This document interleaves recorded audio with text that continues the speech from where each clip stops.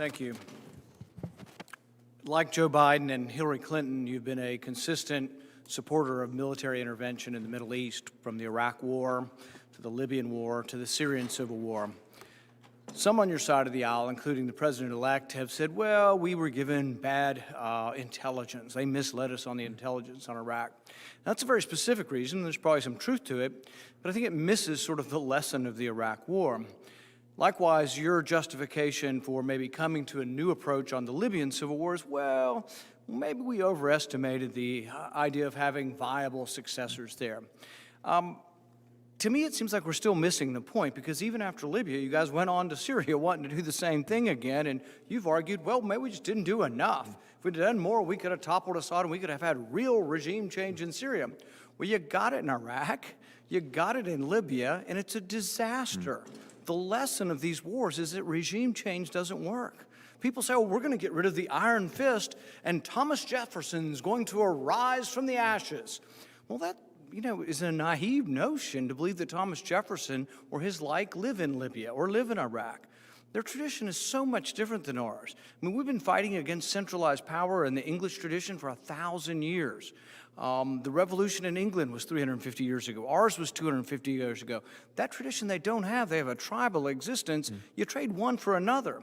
But mostly what you've gotten through the policies you have advocated, and Joe Biden has advocated, and frankly, John Bolton has advocated, this idea of regime change has been a disaster for the Middle East.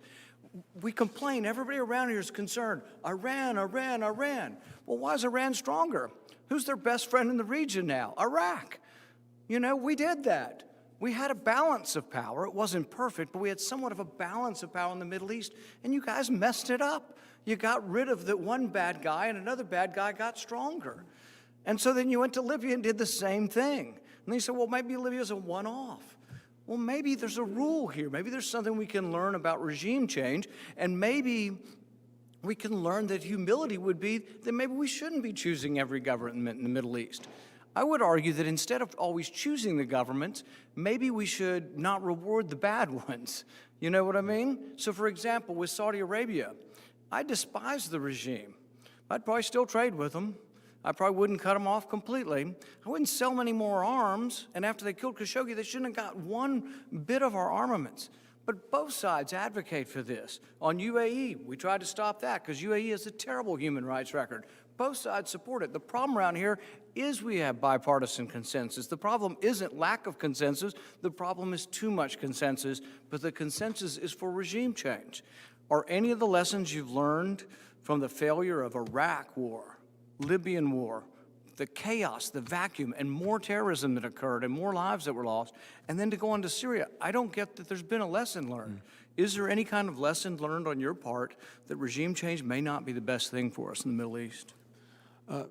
Senator, I think we and I certainly have an absolute obligation to try to learn from everything we've done, advocated, to take into account the results, and to make that inform how we think about these problems going forward. And I've done a lot of hard thinking about some of the very situations you mentioned. I'm proud of the fact that I have spent all of my career during the times I've been in government, for the better part of 25 years, working to advance our diplomacy, to do everything we possibly can to make sure that diplomacy is the first answer, not the last answer, and that war and conflict is a last resort. The next step was Syria. The next step was the Syrian civil war, which looks a lot like the Iraq war and the Libyan war. In Syria, there were those who were advocating for a repeat of Iraq, which is to say a whole-scale intervention. That's something that I did not agree with. When we were looking at what to do in Afghanistan. But here's the problem in Syria.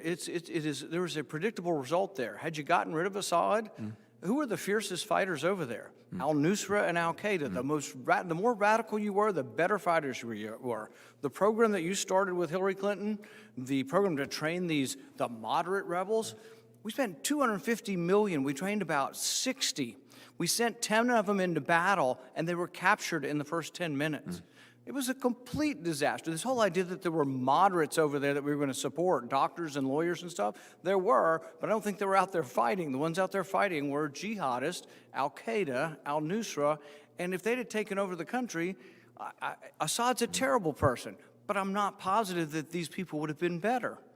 So, I mean, it's the same lesson.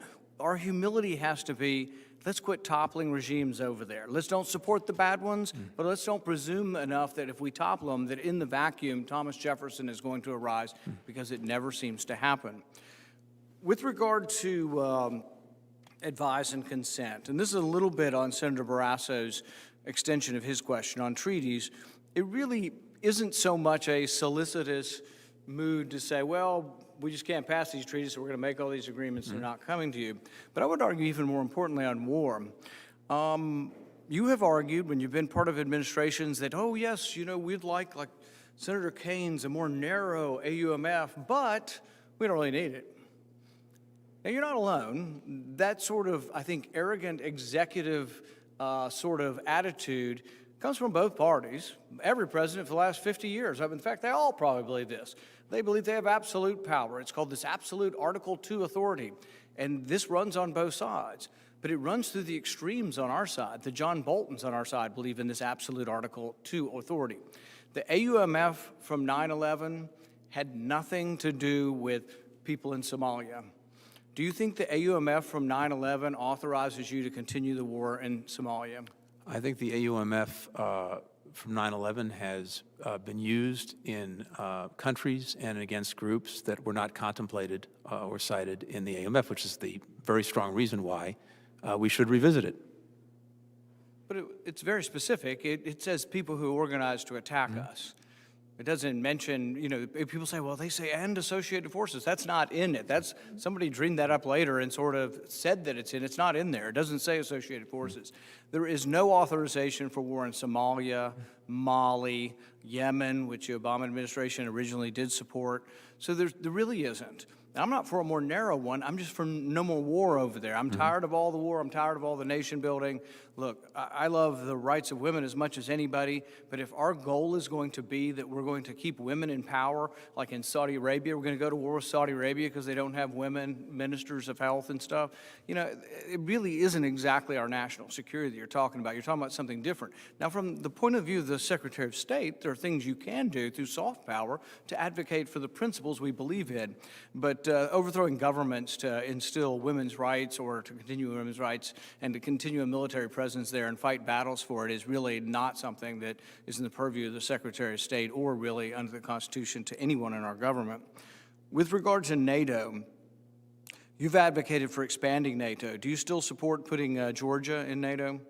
If a country like Georgia is able to meet the requirements of membership and if it can contribute to our collective security, yes, the door should remain open. So if you're successful, then we would be at war with Russia now. I actually think just the opposite. I think that, Senator, with regard to NATO membership, there's a very good reason that Russia has proved aggressive against countries that are not actually in NATO and under the umbrella, and a good reason why it's chosen not to attack. This would be adding Georgia that's occupied to NATO under Article 5, then we would go to war.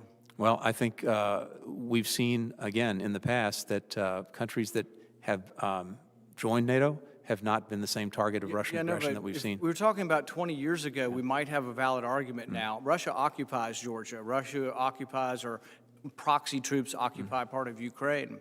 So I think adding either of them to NATO not only is provocative, but you'd have to think what comes next. I mean, if we're obligated to defend our NATO allies, I mean, basically we'd be voting for war.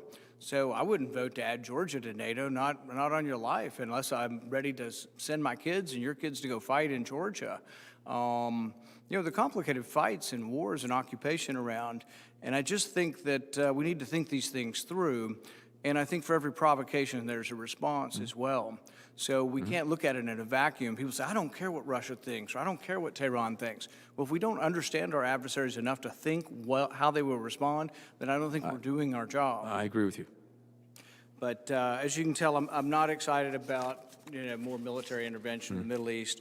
I think there has been some chastening on the part of the incoming administration over previous failures. But I don't think you have completely gotten the idea that regime change has been a terrible disaster. It's created vacuums, chaos, and actually more terrorism throughout the region. So I hope you will consider that. It's important not just for the philosophic point, but it's important for our kids. I mean, we're sending these kids over to fight in these wars that go on forever and ever and ever, and somebody's got to stand up. And I hope you will be somebody brave enough to